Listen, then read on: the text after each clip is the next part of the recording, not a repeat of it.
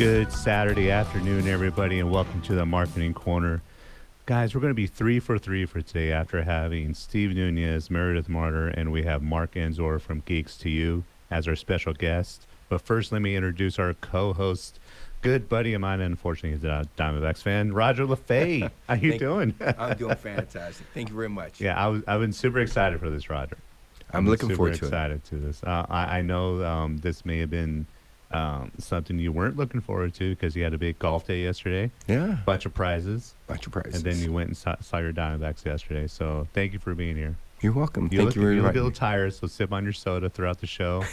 My job is to get you through this next hour, buddy. I appreciate it. So today we have Mark Enzor, and every week I go through and I troll my guests, especially if I haven't met them yet. And the beauty of this show is that when the guests come on and this is our first conversation, it's super authentic. And so the purpose of the show is to have that initial conversation to learn all about our guests and bring our audience tremendous value and information, right? So what I love about what I saw on your LinkedIn, Mark, is there's basically 2 bullet points. You graduated with an engineer degree and then you started Geeks to You. That's Yes. about it, right? Yeah, pretty much. Yeah. Well, tell us about your entrepreneurial journey. I mean, it was an engineering degree in '08, right? No, '07. No, but you started in Geeks to You in '07, but you graduated in '08. I actually started my business while I was at college. Yeah. And it took over, and I went crazy with it. Yeah. So why? I mean, just got tired of ramen noodles and Mountain Dew? So let me rewind back for a second and go back to when I was 10 years old. Mm-hmm. So I actually broke a computer, and then I learned how to fix it. And I broke it and fixed it and broke it and fixed it. Mm-hmm. And I did that until I was like 10. And then my neighbor wanted to sell something on eBay. Now, this is like 1994 when eBay was like, .coms Big, were just starting, right? Yeah. My neighbor wanted to buy and sell and stuff. So he had me come over, and I showed him how to list something on eBay and how to make his first purchase on there. And he goes, you should start a business doing this. So around 11 years old, I put an ad in the paper, and I'd actually go to people's homes and fix their computers. Wow. And so that was my original start. By 13, I was a network administrator of a Linux server farm. And so this is before GoDaddy was out there. This is before web hosting was like a big business. Wow. And so I actually was, working in someone's their business, and I was the one that running all their server farm.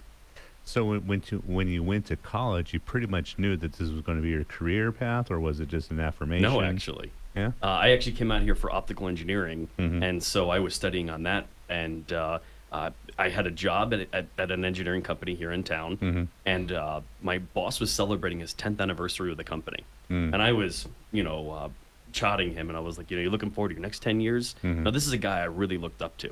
And he was an engineering manager there, and I was like, I'll be in his shoes in 10 years. He'll be a program director. I was kind of envisioning this whole life for me. And he goes, no, I can't wait to quit.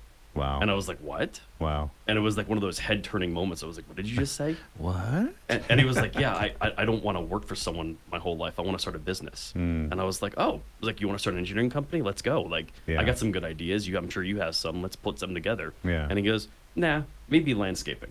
Huh.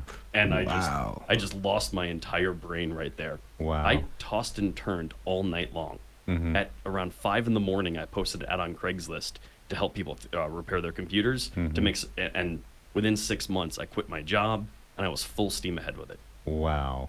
Roger, you told me this dude is kind of cool. You didn't tell me any of this. Yeah.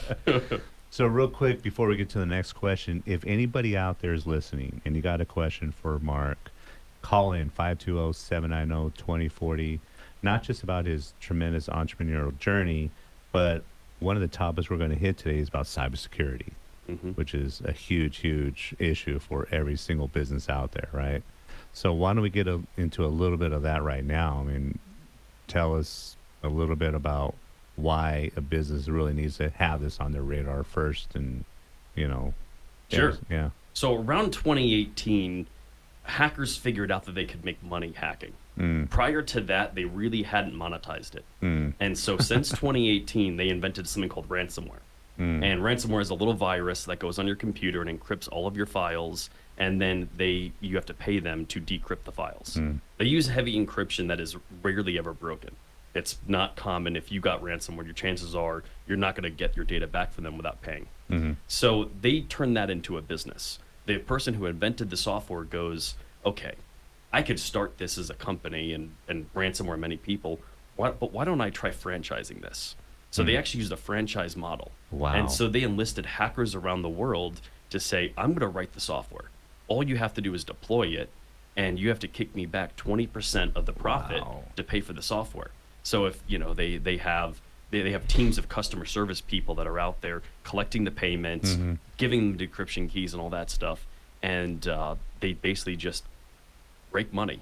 So the Beekeeper, have you seen the movie, The Beekeeper? I have not. Have you seen Roger? It's Jason Statham, and basically it's that. And I thought it was just kind of a made-up corporation that, you know, that they did exactly what you just did, you know, to, of course, a fictional character, and she ended up, like, you know, doing a bad thing to herself and everything, but they stole millions of dollars. But it was like a call center that reached out to her and did exactly what you just said. Yep. The biggest misconception about hackers that's out there right now is that you think that they're like some kid in a hoodie, basement, in a basement, in a dark lit room with some neon keyboards and stuff in front of them. That's not the case at all whatsoever. Wow. This is a business. They run it like a corporation. They wear a suit and tie to work. Wow. They go there. The biggest misconception is that people think it's a crime for them. It's only illegal in America. It's not illegal for them in their country. Huh. So Russia specifically allows people to hack other countries, and it's completely legal, completely legitimate, as if you're going to your normal day job. Unreal. They have an HR department. Unreal. Someone hacked the hackers, and they downloaded their employee handbook, and it has their dress code in it. It has, you know, if they want to take vacation days. I mean, this is big business. They have a high rise that they go to and work. Wow. And it's only illegal in Russia to hack people inside of Russia. Wow. Outside of that, it's wide open. Wow. So, And I'm picking on Russia right now, but I would venture to guess there's at least 30 countries in the world where it's completely legitimate, completely legal, and it's just a way of life for them. yeah. You sent me a stat just about 10, 20 minutes ago. About 78% of U.S. businesses had a cyber attack last year. Yes. Why? So there's so much money involved in this. This is a business. They run it. They push out cyber attacks nonstop every day. I think that stat is a little misleading. I think it's actually 100%. It's just that only 78% realized they had a cyber attack. Yeah. Yeah. The marketing agency I'm with right now, we had, I don't know if I should be admitting this, but one of the servers we had, you know, had some ransomware, I believe, on it, and dozens and dozens of our clients' websites. Fortunately, we found it right away and took care of it. Nice. But it was scary. It was very, very scary. So we got about a minute and a half. Again, if you have any questions for Mark, 520-790-2040 about his entrepreneurial journey, about how to protect your business. But this last minute, I just want to say congratulations on your award. Thank you. You won this week. It was the 2024 Reader's Choice Award, and you won this how many years in a row now? Since 2018, we've won it every year. Congratulations. That's Thank a you. huge. No kidding. Yeah. Good for you. Yeah, that's enormous. So, kudos, man. Hats off to you Appreciate and your team. How many locations do you have here in Tucson? So we have up in Phoenix and in Tucson. Uh-huh. So Tucson's our home base. That's our headquarters. And, you know, we service residential across the state. And then we service our businesses, our enterprise management. Okay. That's nationwide. Okay. All right, Roger. So we're going to come back after the break here in about 30 seconds. So we're going to talk a little bit about you, about, you know, how your team did yesterday, your golf team. Yeah. We don't want to talk about your Diamondbacks and everything. Okay. But this segment was, of course, you know, sponsored by LaFay Processing, DBA MyCamp. We'll get into a little bit more about what you do, Mr. LaFay, after the break. And again, any questions, 520-790-2040. And we are back with the Marketing Corner. My name is Sean Campbell. Special co-host today, Mr. Roger LaFay. You and I have known each other for nearly 10 years. Do you realize that? That's gone by fast. Yeah. You look better. Thanks. I do not so much. If you're watching this on YouTube at the Marketing Corner with Sean Campbell, and you can see the video, see Mr. LaFay looks like he's 32 still, and keeps in shape, dude. Kind of had a big birthday the other day. He had a big birthday. What was that? What was that? Could I get that out of you? August 27th, I turned 60. No way, dude. Ah, Did you really? yeah, crazy. I'm not just saying this to butter you up. I have no, reason to do, but you look Yeah. phenomenal, dude. Well, thanks. I really appreciate yeah, that. Yeah. So, and I appreciate your friendship over the years. It means a lot to me, our relationship, and and I'm saying that because the next time you have tickets to the Diamondbacks game, let me know. Got some games coming up. Tell- Wild card. Tell the audience what you do. Well, I work for MyCamp Solutions. So LaFay Processing is my company, and we broker with MyCamp Solutions. We're locally owned, USA-based merchant services company. And we work with small businesses to extremely large businesses. Yeah. Broker it out. We find out what our customers need and customize a deal for every one of our deals. And we are our own bank. So Yeah. pricing is going to be phenomenal. Customer service you can't beat. Yeah. And one thing he's leaving out, guys, is that he cares. You just care so much about whether you're working with a solopreneur or somebody who has, a chain of stores. I mean, you really put a lot of your heart into what you do. So I do. Very admirable, Mr. LaFay. Thank you. I'm very fortunate I get to go to work every day. Yeah. Yeah. Don't have to. I Don't get have to go to You work. get Love to. it. Yeah. And special thanks to your wife who came in and she's rooting you on back there going, go, go, go. I can't believe you haven't met her because we talk about her all the time. And when she walked in, I'm like, oh, yeah, hey, how you doing? And she's like, we haven't met yet. And I'm No. like, but I know all about you. Yeah. Yeah. Yeah. Yeah. Do you have any questions for our special guest? Actually, I do. So Mark and I have known each other, I guess, about 2016, 2017, somewhere around there. Yeah. And we were in a networking group, and we did lunch at lemonade times and got to know each other really well. But, you were telling me a little while back about your verticals. I guess you do a lot with CPA firms and the medical fields and stuff like that. So tell me a little bit more about that. So what's happening in the IT space is that compliance standards are going rampant right now. So America is trying to stop the cyber crimes from happening, right? We're being attacked in a war, and the only way to do that, to prevent it, is to implement compliance. And so that's been a huge area for us, is any industry that's that's getting these compliance mandates down there. So recently the FTC safeguards rule was passed. Now this was originally the Gramm-Leach-Bliley Act in 2001 that covered banks. And they pushed that out in 2021. They remodified it to add all of these strict compliance. And then it recently went into law on May of this year. So that now affects anybody that does anything with financial sector. So it goes from the banks, obviously. It goes to CPA firms because they're tax preparers. And then it goes all the way down to even car dealerships. Wow. So if you're Okay. doing anything with financing in any way, payday lenders, all of the like, if you have over 500 records, these new in your side your database, which is nothing, but anybody has 500 records on their computer, and so that now this new safeguards rule affects them, and so we've been preparing for this since 2021 and have been pushing these things out, and so that's been a huge area for us. Wow, no kidding. Yep. Wow. Even debt collection law firms, they are also part of it as well. Hmm. So anyone that does anything with money, they have this. But law firms is another big area for us because they have their own internal compliance through the Arizona State Bar or whatever state bar they're in. They have their own compliance. And then, logistics is another big area for us. We work with a lot of logistics firms, and the problem with them is that if they can't track a shipment, they can't move a truck. And so when they experience a cyber crime, their entire fleet is down. They cannot move a truck without tracking. So Wow. they're the ones that are really under attack because these cyber criminals, not only do they want money, they also want to hurt us. And so they want to stop shipments. If they can stop a shipment, maybe they can stop a grocery store from selling. Maybe they can do whatever they want. It gives them a lot of opportunity. Yeah.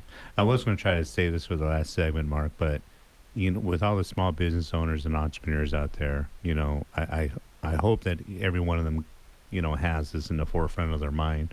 What are some things that, let's start with some of the common errors that we make with, our systems, right? With our IT that lead to an exposure and some vulnerability, for a cyber attack. So I would say the most common thing is people misunderstanding where their vulnerability points are. And I say vulnerability, I don't mean in terms of computer vulnerabilities. Obviously, that's part of it, but there's a lot of vulnerabilities that a business has that they don't know that's out there. For example, let's say you were to be like one attack vector would be someone who has a business and has QuickBooks problems. They quickly Google search for QuickBooks tech support. And the scammers out there know this. They know these people are searching for this. So they actually do paid ads on Google, on the search engines. Wow. And they put their phone number. They actually have their own websites that look identical to Intuit. And so you go to this website, you click the link, there's a phone number there, you call them, and you're actually not speaking to Intuit tech support, but you're speaking to a scammer. Wow. The scammer then says, hey, I need to get remote access to your system to review your QuickBooks so I can help you fix the problem. And obviously you think that's normal. And so Right. you let them remote into your computer. Oh, and from no. there, they run this little tool that you don't even see it run. It happens in the background, and they steal every single stored browser password on your computer. And everybody out there stores their bank account credentials in their password manager. Everybody does it. And so the second they get into your bank account, they do this without you even noticing that it's happening, and they then wire all your money overseas. The one crazy thing out there is that overseas wire transfers are not FDIC insured. So you have no insurance to this. There's no coverage. Your money is gone. There's Wow. no one you can call. Now, the FBI does investigate these things, but 2 years ago they implemented something that they said, we're not going to touch a single cyber crime unless it involves over $1 million in Oh, wow. wire fraud. Oh. So if you have $500,000 in your bank account and it's gone, the FBI won't even take your phone call. Wow. That's some good stuff. Thanks, So- Roger, for scaring the out of me this morning. I didn't know it was that deep. Yeah. This is just one attack vector. That's just one little thing. Right. They have 1,000+ ways to come at you. I work a lot with clients with their social media in particular, and he's actually a co-sponsor, David Bradley, messaged me numerous times this week. He's like, with screenshots, hey, what's this? I'm like, don't click on the link, just ignore it, and just in social, in Messenger, it could be in the comments, it could be just a variety of ways. If it looks weird, if you have any questions, I'm glad that he reached out to me.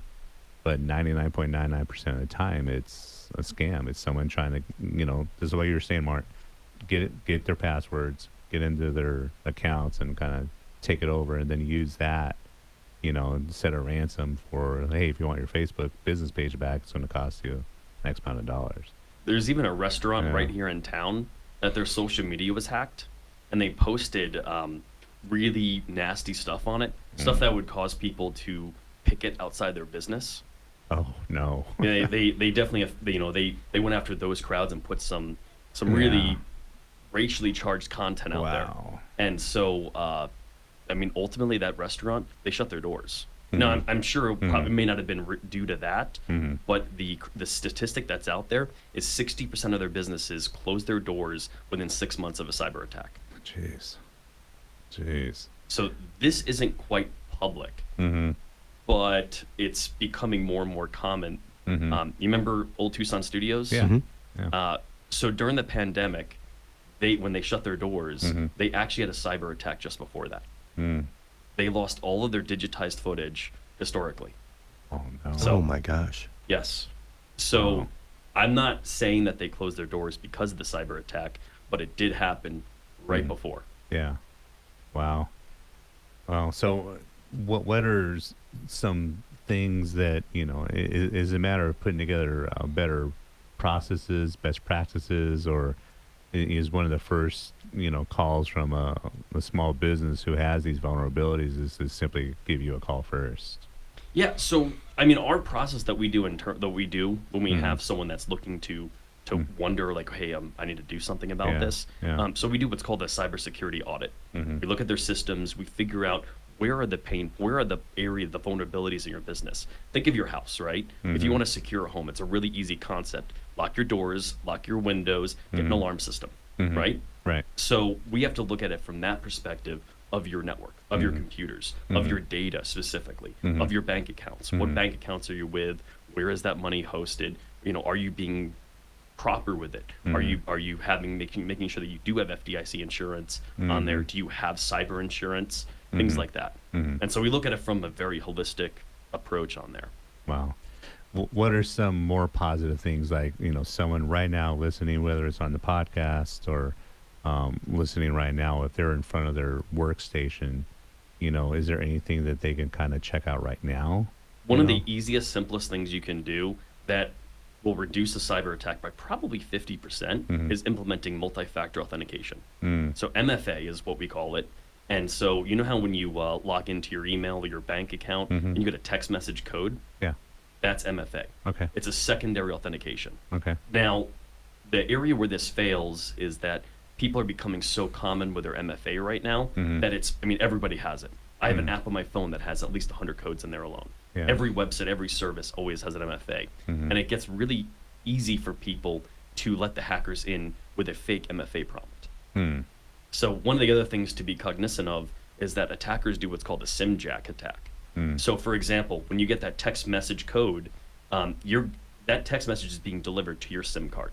That's how that whole thing works. And so these attackers, they're paying people at Verizon, at AT&T, they pay them $40,000 a week to give them access to people's text messages. So they send the text message to it's called a SIM jack attack, because they're sending it to their phone and not yours. Wow. And so it happens so instantaneously, you don't know, you never even receive the message, but then they log in and they take it. Wow. So, but implementing, safe MFA is something that's really important. Something as simple as changing your passwords, is that something that you recommend like on a consistent basis? I do. Maybe not use the same password for every single thing that you're logging into as well? So I have a whole algorithm on how I tell people to develop a password. The basics of it is change it often. Have a really long, secure phrase. For example, life is a peach. That they will pretend they will say that that's our phrase. So you can do life is a peach, or exclamation mark, add a year and a quarter. So it'd be, this right now is 2024-03. And so you could do life is a peach 2024-03. And then you could do like Amazon or email or Walmart. You keep adding that stuff in there at the end of it. So you know the password, it's crazy long, and it's easy to remember. Okay. And it's different for every website. Yeah. When I was in corporate, we had to change our passwords every month. And then we had to make sure that every password was different, and I had to log into 14 different systems every morning. So I'm just kind of in the habit on my end. So when I started my own business, I've been in the habit every month. It's just kind of like clockwork here. So we were wrapping up the second segment. At the bottom of the hour, we'll be coming back with more from Mark and Roger Lefebvre. Welcome back to the Marketing Corner. My name's Sean Campbell. I love what I do every Saturday. You dig this, Roger? This is fun. This is a good time. It's good times. Good stuff here. We get to, provide good value and information to small business owners, entrepreneurs out there. I know a lot of the first half, we talked a lot of cybersecurity issues, ultra important, and, should be more than just on everybody's radar. It should be like the forefront of, how to properly run your business, right? But Mark Enzor, let's get into a little bit more about your entrepreneurial journey. All right. You've done pretty well over the last 20 years or so, almost 20 years. Yeah. So, again, let's kind of go back to the beginnings of, when you got started. You were still in college. You had the epiphany after your little discussion with those professor, correct? I'm employer. An employer. Tell us about some of the things that you did really, really well. Especially in the beginning of getting Geeks to You off and running, and maybe some of the missteps along the way that you want to advise our audience. Hey, don't do it this way. Maybe there's a better way to do it.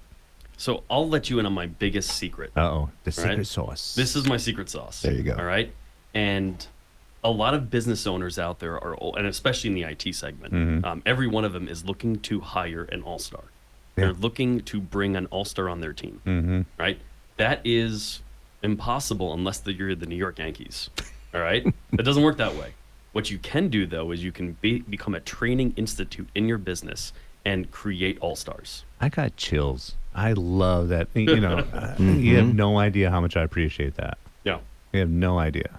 It is super critical. In fact, you know, I like to point out that my business is really a college. Internally, we are like, we bring people that have never worked in tech before. As long as they have that Google foo, that really go-getter attitude, that hard work, that they want to be in the tech industry, they want to do this, we'll give them a chance. Wow. We start them small. You know, they'll start out. We'll train them 100% of the way. Wow. And it allows you to keep staff for a longer period of time. We have some of the best retention rates of staff of other IT companies that I've ever seen. You know, and it allows you to just create your own all-stars. We're going to get a little off track here. I mean, how important then is culture? That Incredible. keeps you? Incredible. Love this. Yeah. I had no idea this was the direction we were going with. But you have no idea. I mean, because I preach this all the time for small businesses. I was in a discussion just this week, and I want to see what type of industry we're talking about, putting together like a training program. But the number one thing I want to talk about is how to properly train employees, about culture. And the person I was talking about, why is that important? I'm like, what are you talking about? How is it not? You know, how does that rub off on your customer service then?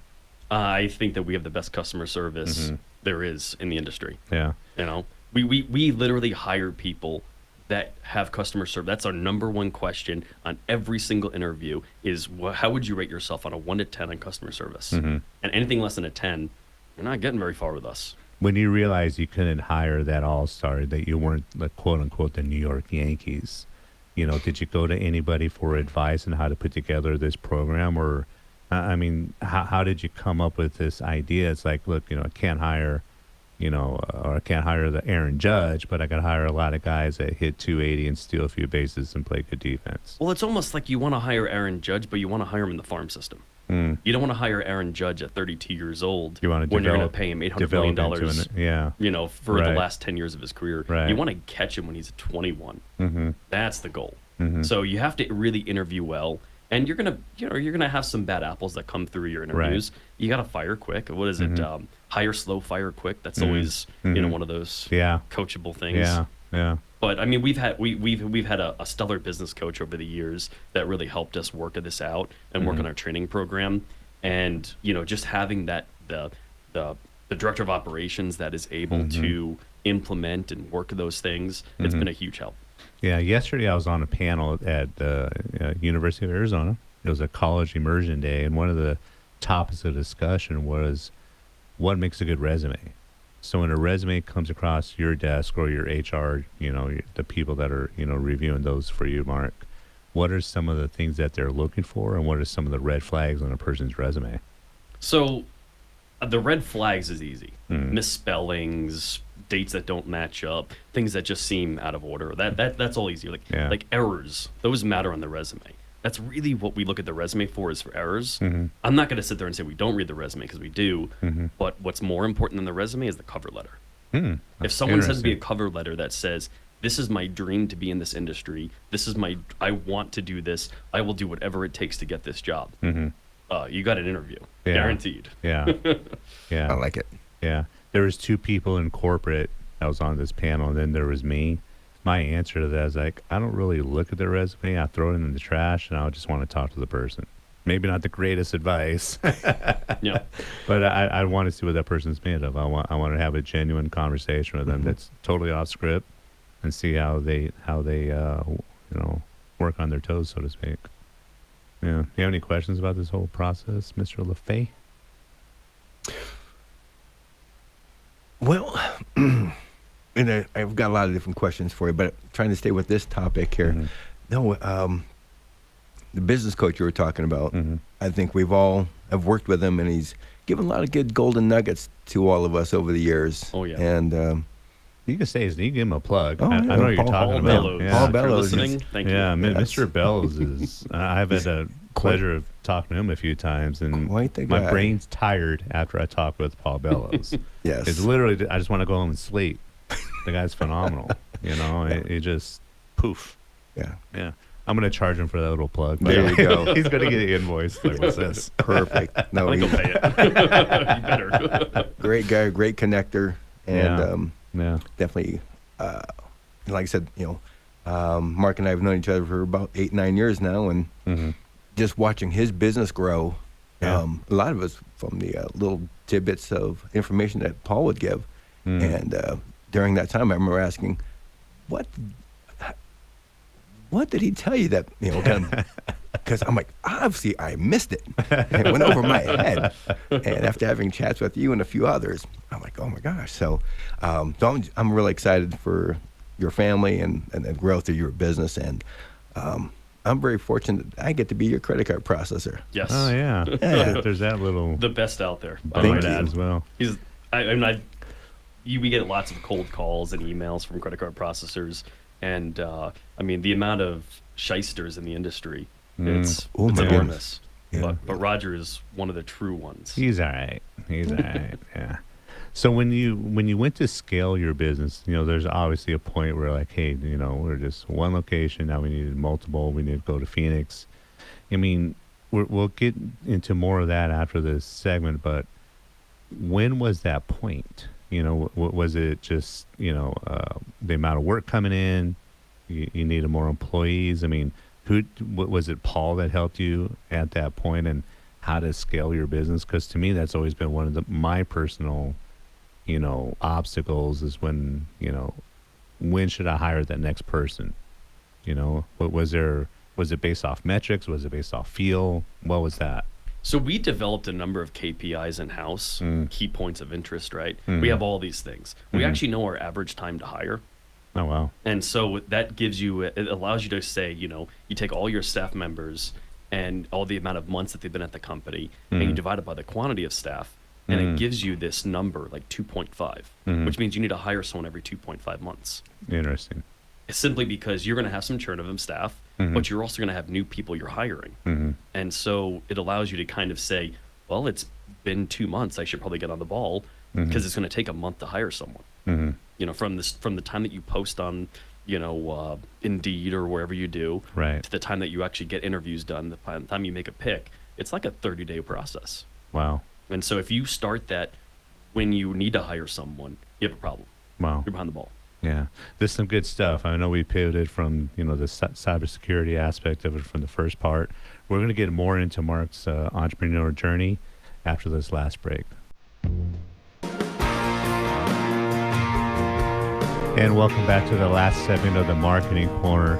Every week we've just have brought you a ton of good value, a ton of good information. Every single episode's been a little bit different, but it's all adding value for you, and hopefully we are helping you grow your business and reach your dreams and all your aspirations. Real quick before we get into the meat of it, obviously I always want to thank John, our engineer, the Marketing Corner sponsors, including David Bradley, Medicare A to Z, Candace Eaton from Seaton Photography, Jamar Jordan, tax specialist, Danny McPadden from Last Bridge Media, and Mark Weiss from Sales Performance Strategies, and of course, Mr. Roger LaFay Processing, DBA MyCamp. That was pretty good. You got any more questions for Actually, I Mr. do. Not really self-serving, but in the credit card industry, we've got a thing called PCI compliance, and Mark's kind of one of my go-to guys when I need help with that. You could talk a little bit about the importance of that. Sure, absolutely.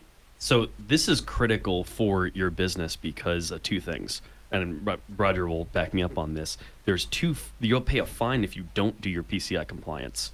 And so that fine is, I don't know, is it $100 or something like that? Yep. And then on top of that, which is a negligible fine, but then they also add in points on your transactions. And I want to say it's like 0.75 or something. It's quite large. And so if you're doing a considerable amount of credit card transactions, you're overpaying on it if you don't do your PCI compliance. Yes. Now, the beautiful thing about PCI compliance is that Roger's team does most of the heavy lifting for you. They've got all of the background, all of the end-to-end encryption between your data and the merchant is all being handled by them. And so all you have to do is just verify that your computer network is safe. And so they want you to run a little tool on your computer. They want you to just verify a few things. And most people will meet it relatively with ease.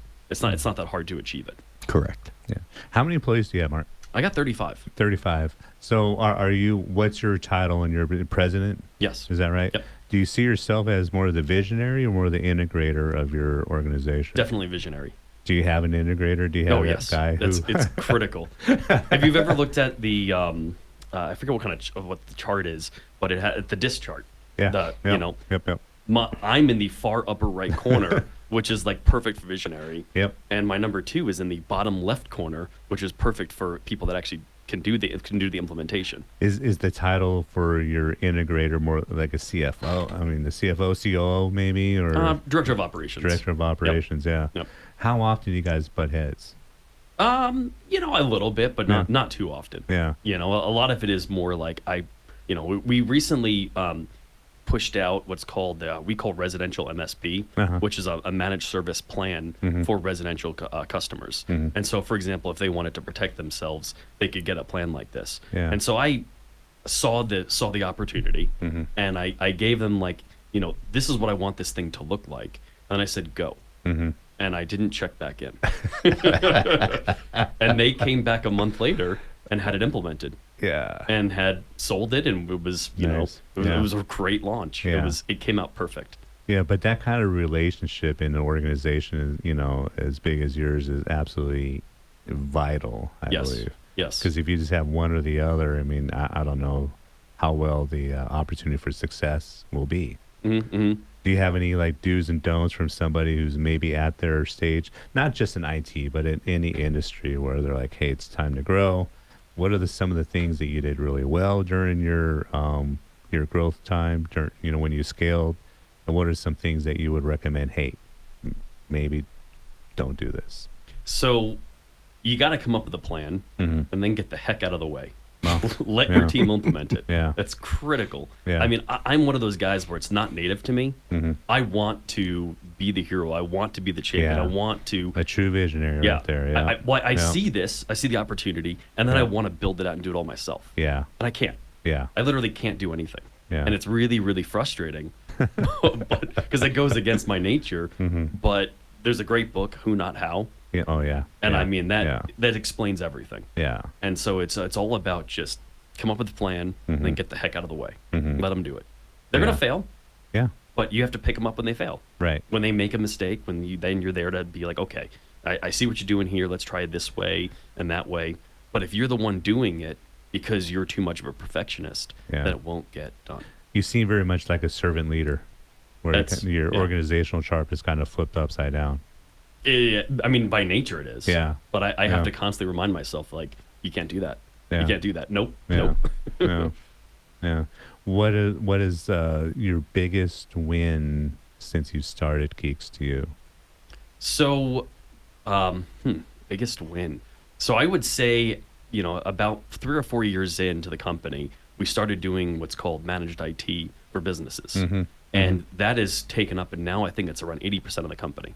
Wow. And so our then we actually rebranded as Guardian IT, and Mm-hmm. it's all under one LLC, but we do service the enterprise market, Mm-hmm. and that's probably been our biggest win is just seeing the market shift and seeing and going, Yeah. and just being as fast as we can at it. Yeah. You know, if you're doing the work, you're going to be slower. Is there? It's a race. Do you have an ideal client? Do you work from everybody from the solopreneur to the larger businesses, or? Yes. Yeah. Yep. On the managed IT side, our smaller, we have plenty of one person companies Nice. that we manage, and then one that's 500. Yeah. So we go all the way. We can go bigger. You know, Yeah. it's just a matter of scaling up and being ready for it. On a state level, Mark, is there a difference? And Roger, I want your input on this too, because you're in Phoenix as well. Mm-hmm. What's the difference between clientele here in Tucson versus the clientele in Phoenix? Wow. Tucson is more person to person. Yep. It's all about the relationship. Yep. Phoenix is kind of like LA with heat. It's what have you done for me lately? Get out of my way. Oh, wow. Yeah. Nothing bad. Just Yeah. that's what I've experienced. But here in Tucson, it's all about the relationship. Mm-hmm. And if you prove that you care and you're here to help out, Mm-hmm. people really respect that. On your drive up there, do you have to get yourself like a different mentality, kind of pump yourself up for that? Or are you just the same person? Same person. Yeah.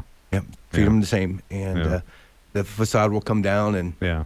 they're just the Yeah. same, but they get so inundated with go, go, go, go, go that Yeah. they're that's what they're expecting. But when a real Yeah. person comes in, like, oh, window comes down, let's chat like real Yeah. people. This is Yeah. When I'm in front of a Phoenix client, I dress a little better than what you see me now on video. Well, you'll see me here in Tucson, so there's a few different things. I'm the same person, provide the same level of customer service, but I try to be a little more spiffy. I make sure I shave that morning. What about Yeah. yourself? Is there a difference in clientele between Phoenix and Tucson? I would definitely agree on the commercial side with Roger's viewpoint. Yeah. On the residential side, it's about speed.